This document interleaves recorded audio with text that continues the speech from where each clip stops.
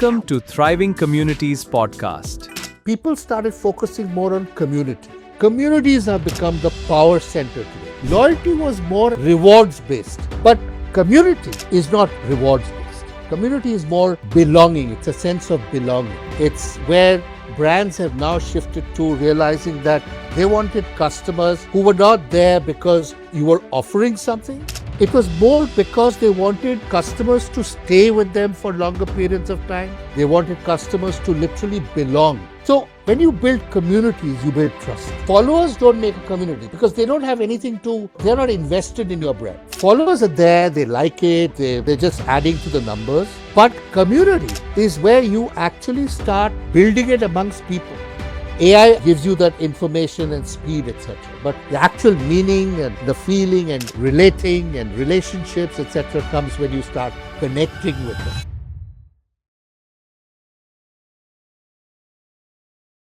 We are extremely excited today to have Mr. Amitava Mitra, a legend in the advertising, marketing, branding world industry, who has given us a lot of stories to kind of dip into, a lot of brands that we experience on a day-to-day basis. What we'll do today is unpack this subject called thriving communities and how do brands today, maybe traditional brands, legacy brands, and also modern aged brands can look at community as a great aspect to kind of build their businesses, customer base, their loyal customers, not just in India, but across the world. But before we start that, I would like to ask Mitra sir, sir, tell us a little bit about your background. How did you first got into advertising and your journey so far? After college, in those days, way back in 78, 79, after college, I decided to get into sales. So I was in cigarette sales for about 4.5 years based in Bombay. Then I got bored selling because cigarette selling is about actually going from one panwala to another. And it got a little boring over time. So I was kind of contemplating where to go. And then an uncle of mine said, why don't you look at advertising? So I said, okay. Whatever that means, I didn't know what it meant. And in 82, I joined JWT, which was HTA then, right, in Delhi as a trainee. And that's how my journey started. And I've been there in advertising for over 40 years. From HTA to Everest Advertising, which was one of the biggest those days in Delhi. And then to Lintas in Mumbai. Lintas was looking for somebody to kind of start their, the second largest company brand was Bajaj. So they wanted someone to start the Bajaj division. So that's what I did. And then I joined a couple of smaller agencies, and then in 2000 joined Percept in Pune initially, but then moved to Delhi, which was their second largest operations. And I was there for 15 years at Percept, and the last 5 odd years I became the chief executive of Percept. So that's been my journey. Then after that I went on my own for a while, started my advertising. I started an advertising agency, but because of COVID, I said that I'm over with managing and things like that. Moved from Delhi, we moved to Pune, and just after COVID, and I've been a consultant, a brand and marketing communications consultant. I've written a book which was very successful, Happy Customers, Happier Brands. And so besides consulting, I also do teaching and training. And we've got some courses out in the market. So yeah, that's what it is. Out and out an advertising person for 45 plus years. I had the opportunity to handle some of India's biggest brands and work with some of the finest, professionals, marketing and chief executives. So it's been quite a journey. From selling cigarettes and tobacco industry, in the tobacco industry, moving on to advertising, and now, becoming a consultant and advisor also an author. Incredible journey, I think. When you look back, you mentioned Bajaj, and I happen to grow up in Pune, so we know, the legendary Bajaj Group, and I was born in '78. So if you started your career in advertising in '82, I was probably 4 years old running around. So wonderful, sir. And also, when I look back, that's why we connected also on LinkedIn. I studied in Shri Balaji College in Pune.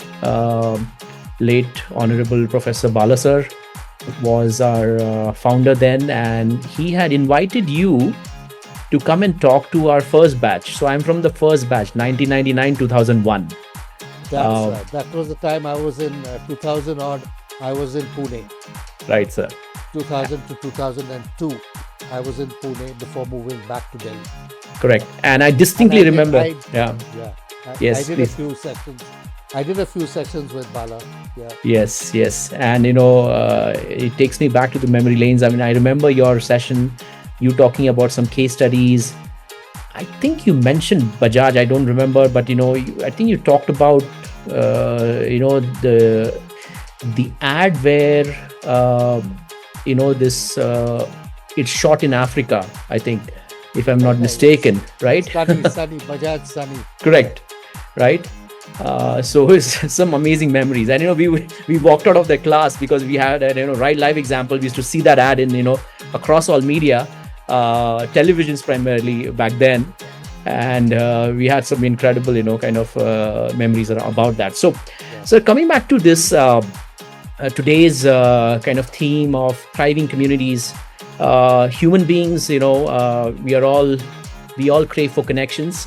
We want to be connected. How do you see brands today looking at community building, not the charity business, right? Not the CSR business, but the commercial aspects of brand building. How can people take advantage of it? How can startups who don't have big budgets, right? They're running on a shoestring budget.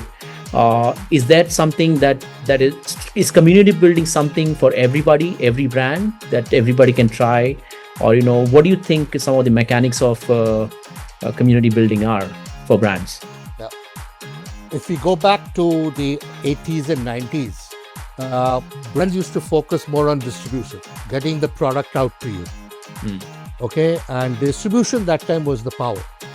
Okay, and to ensure that it was all available. Now remember, those days there were no malls and other kind of things. It was the open markets and things like that. Then came in, let's say, late 90s and maybe in the early 2000s, what I call the era 2, which was the brand started becoming the power. So people started looking at brands, and a lot of agencies and companies started focusing on building their brands. Whether it was Fevicol or Bajaj or Hero, and so many more. And even a brand that I had a lot of time working with called Pan Parag. Now those were the days when television was booming, and it was just so everybody was on television. There was no internet and there was no computers and that kind of stuff. Then you come to today, let's say since the last 8-10 years, is when people started focusing more on community. Okay, communities have become the power center today.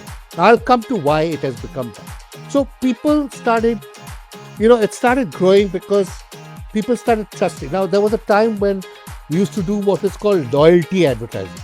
Okay, loyalty.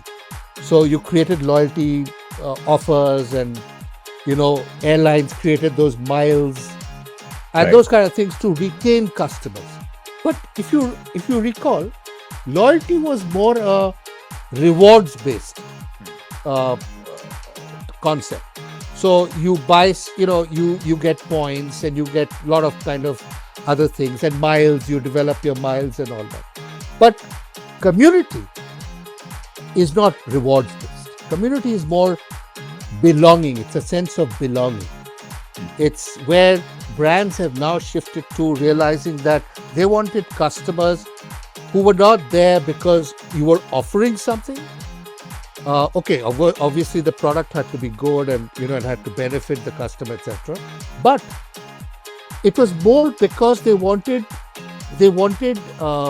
customers to stay with them for longer periods of time. They wanted customers to literally belong, with the brand. So that's the kind of change that has happened over the period. Now, how are communities built? Now, communities are built in today's world. It is a little easier than what was there in the previous generation, in the previous many decades ago. Today you have the internet, you have the WhatsApp groups, you have there is a two-way communication.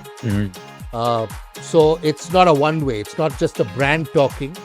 It's about a brand talking and somebody saying, okay, I like you or I don't like you. It makes sense or it doesn't make sense. So today, through internet and through social media and various things, today brands have to be very careful because one spark and it can spread. So when you build communities, you build trust. You build a certain sense of belonging. If people like the engagement that you're having with the brand, and the brand is having with the customers or the people in the community, then they start spreading it. So it becomes more easier to start spreading your brand message and your brand idea than if you had to do it through advertising or social media communication, etc. So that's what the whole change is kind of happening today. Any examples, sir, that comes to your mind, not just in India, just across any category, that you think that did a good job or has stayed relevant using this community-led brand building and brand narrative? Yeah. See, I've been almost out of my let's say 40 plus years in advertising. Almost 25 years I've been for some strange reason, with two-wheelers. Wow. Okay, I've handled all the brands of two-wheelers, except TVS, which was in the South. I've never worked in the South. Otherwise, almost all brands of two-wheelers. Now, one of the biggest brands in the communities area who have managed to build community is Harley-Davidson. Okay? Harley, the hog, which is basically the Harley Owners Group. Yes. Owners Group. Yes. Is very active worldwide. It's very active. And they managed to engage with them and, have expedition, excursion, drives, all kinds of things. They have, they've created merchandise and so many. So they constantly engage with the riders. So I think Harley-Davidson was one of the first brands to actually create that community sense. In India also, Royal Enfield, which is another motorcycle brand, which I think has managed to create a sense of community because it's so different from the other motorcycle brands. And when we're not talking numbers here.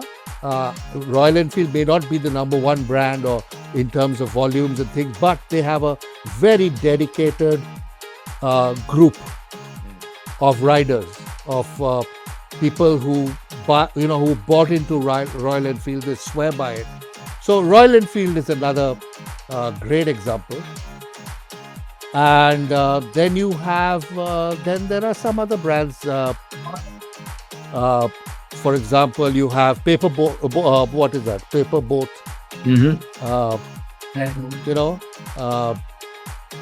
They have some great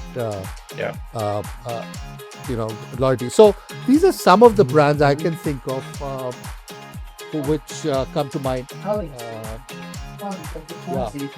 Lovely. And you mentioned, sir, Even to an Harley-Davidson. extent, Starbucks, for example, even for Starbucks, Yeah. the people who engage with Starbucks a lot.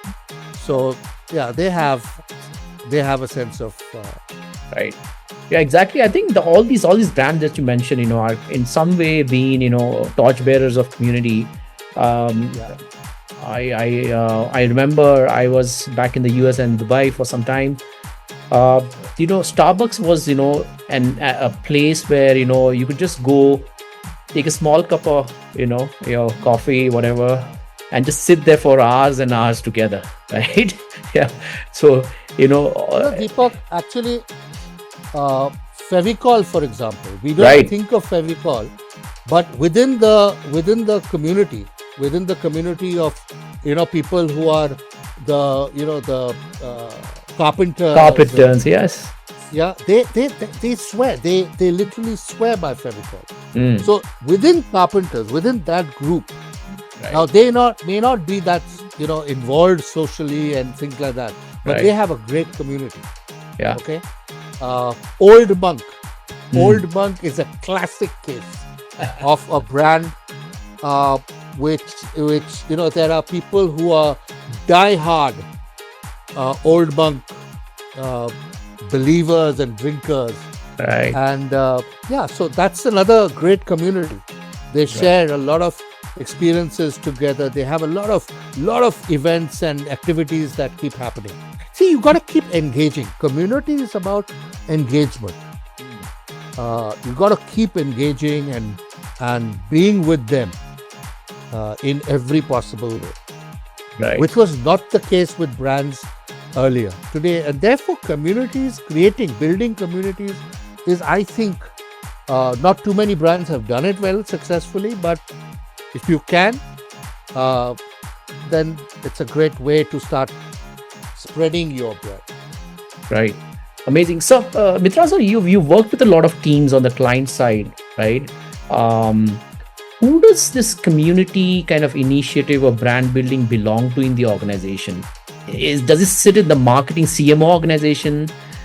Does it sit in the operations organization? How do you kind of finance this initiative? There's no clear ROI. There's like over a long-term period. How do you measure that, or do you even measure it? Right? When you think of Harley, always, to my mind, and I was mentioning, I was in Dubai. Every time during, winters in Dubai, these big groups of Harley riders, right, down the Dubai roads, and they would take stops. They would wait for everybody. They would be very courteous. All the gears, right? It's like a ritual. I mean, almost like they have their own kind of style and stylization. And I never understood who kind of finances this, right? Because if you have to organize this, how does it happen? It's actually today community. It's a strategic area. Number one. Today community is not by chance. Okay, you are actually focusing on trying to build community. So there's a lot of strategic directions that go into it now. Okay, and therefore both the agencies are involved, digital marketing agencies are involved, obviously the brand team is involved, the marketing team is involved. So it is today a very, very planned effort. For example, today most brands today are on social media. Right. Okay. Where people are mistaking is that they say, okay, I want followers, I want likes. Okay, that's the focus. But followers don't make a community. Very true. So true. Yeah, followers don't make a community because they don't have anything to. They're not invested in your brand. Right. Okay. Followers are there. They like it. They're just adding to the numbers.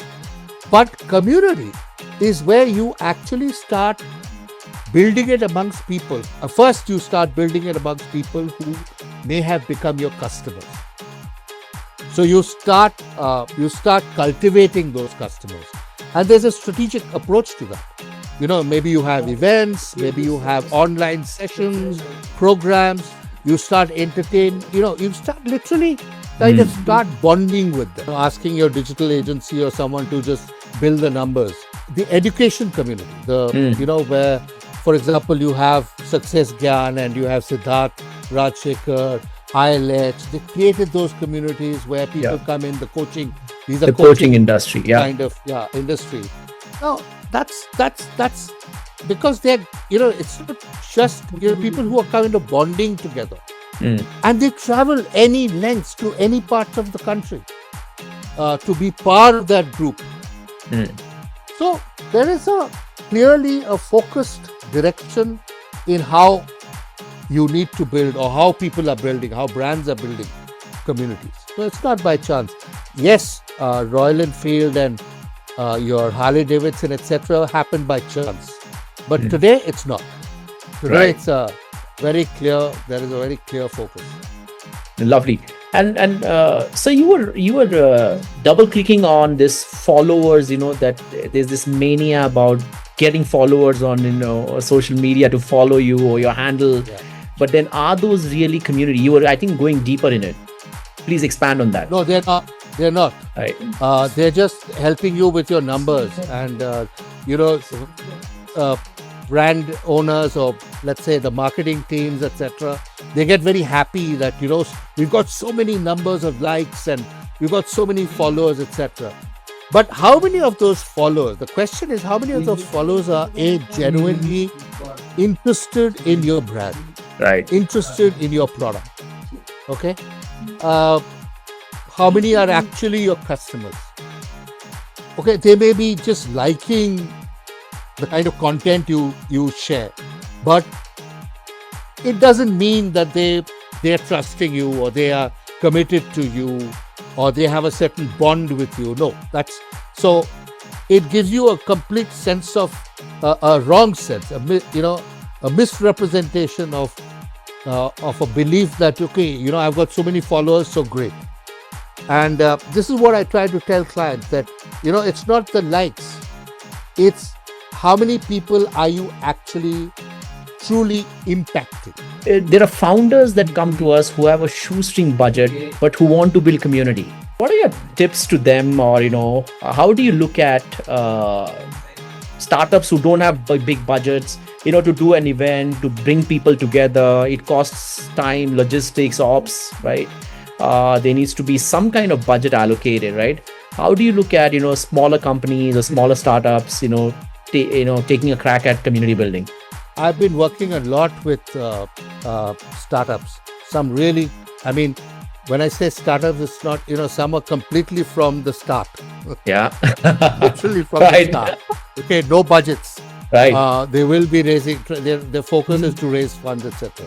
Right. Now, it's not always, I think if you're a startup, nobody, except for a few people, close to you, nobody really knows you. So, first thing is that people should start knowing you, what you do, what are your product, how do you benefit them, etc., etc. So you find your niche target and you start approaching them. Okay, maybe through social media, maybe through WhatsApp groups, maybe through mailing, whatever. There you find ways to reach out to them. Okay, some people, if it's a product which you have to buy, as in let's say a kind of a manufactured product, then they have to like your product. Okay, you have to first get the numbers in. Once you start getting the numbers, you start building the database. Once you start building the database, then you start connecting with them. You start creating certain engagement platforms, certain engagement approaches and strategies. Like I said, the most important thing is start engaging with them. Okay. Now, for example, I'm currently handling a startup which is into education, but it is to help students from class 8 to class 12 to define their what they want to achieve, what they want to be, what they want to do. Because right now there's so much of distraction. They're lost whether I should join a Janit or G, or I should be a doctor, a lawyer. What should I be? Sure. Okay. Now, this particular startup is actually providing guidance and counseling and tracking their performance, and to actually advise them which is the direction they best suit, that suits them best. Right. Now, one of the ways to do it is to, obviously, you're talking to parents as well as students. Now, you got to start building that community. You got to building the parents community, the students community, and then start engaging with them. Now, it's a slow process if you don't have the budgets. Okay, Right. it's a slow process. And some initial startups don't have the kind of budgets that an established brand would have, a company would have. So for them, an established company, it's easier because they have the money, they have their database for years, and that database, then they start using them and to see how they can start building a more kind of engaging relationship with them. Right. Earlier, it was only just as a database. Okay, people ask, okay, this is the we've got X number of people, customers, etc.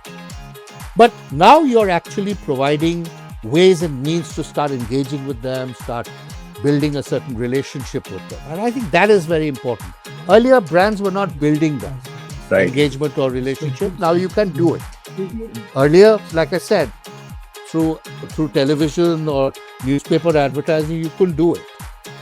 Okay, maybe you can have once in a while, you can have some events, etc. But that's also, going specific market by market. Right. So today there are ways and means you can create these communities and build on them. Right. No, fantastic. These are great insights. To a lot of our audience who may be listening, startups on a low budget or a shoestring budget, maybe use these approaches. Wonderful. Mitra sir, you're seeing the advent of AI, right? Yeah. And there's this big debate that keeps talking about the math versus the magic, right? The math-driven AI algorithms that are trying to build a perception or feed content to you versus this magic that happens through organic storytelling, understanding the brand, narrative building, perception and all that. So how do you I don't know which school to belong to, but there's probably a middle path where you can combine the best of both worlds in storytelling, bringing the community along, making people aware, getting that journey and building for the long term. And today you have a dilemma. If a brand doesn't use AI, you're going to be left behind. There's no speed, there's no execution, efficiencies, all of that. What do you think of AI versus the human storytelling? In fact, surprisingly, I think last Saturday or the previous Saturday, Yeah. every Saturday I write an article. I have articles every Saturday on LinkedIn. Lovely. And I think a couple of articles ago, I had written the exact thing on, Right. AI versus, how AI is being used or misused, etc. And I've been actually focusing a lot on this AI thing. Now, to my mind, AI is a great tool, is a great medium that helps you, let's say, helps you speed up things, helps you in data, helps you in information. But when it comes to, a brand has to survive based on their customers. Okay? Where the customers start loving you and liking you, believing in you, and that AI can provide you the data through research, etc. But I always believe that at the end of it, you're actually talking to human beings. Okay? You're talking not to a machine, you're talking to a human being. I believe what AI can't do is to actually, understand what the customer actually feels. Okay? Research gives you a basic overall kind of thing, and that goes into data. Okay, and every meeting you have that data surfacing. But a customer is constantly evolving, changing. There are so many factors today coming into play. No more brands are coming into play. He or she has more choices. Okay, you have to go personally start spending time with customers. You've got to engage with customers. Go into her living room or even her kitchen. Spend time. Now that AI, I'm sorry to say, but AI can't give you that Right. meaning, that feeling Right. that a customer is actually going through. And that, once brands understand it, can actually connect with that customer in the way that she's feeling. And therefore, through storytelling or through a communication that she can relate to, not as a data point, but as a human being. You know, I have been working for 15 years with a Japanese agency, which was with Percept Hakuhodo. And they have a concept called Saikatsusha. Saikatsusha, and I've been to Tokyo, I've been to their offices, and I've been to a workshop on Saikatsusha. It's about treating your customer as a human being, not as a data, not as just a customer. Sorry, he or she is not just a customer. Okay? And once you start understanding this customer and therefore being able to connect with her better, you start bonding, you start building relationships. And that's how you start, kind of sending out the right kind of messaging, but also start building that community where people start relating to you better. So it's about communities create meaning. Okay, AI, I feel, gives you that information and speed, etc. But the actual meaning and the feeling and relating and relationships, etc., comes when you start connecting with them. I really appreciate you taking time from your busy schedule, and you're consulting to a lot of brands, and whatever you say holds a lot of weight. 40 years of experience,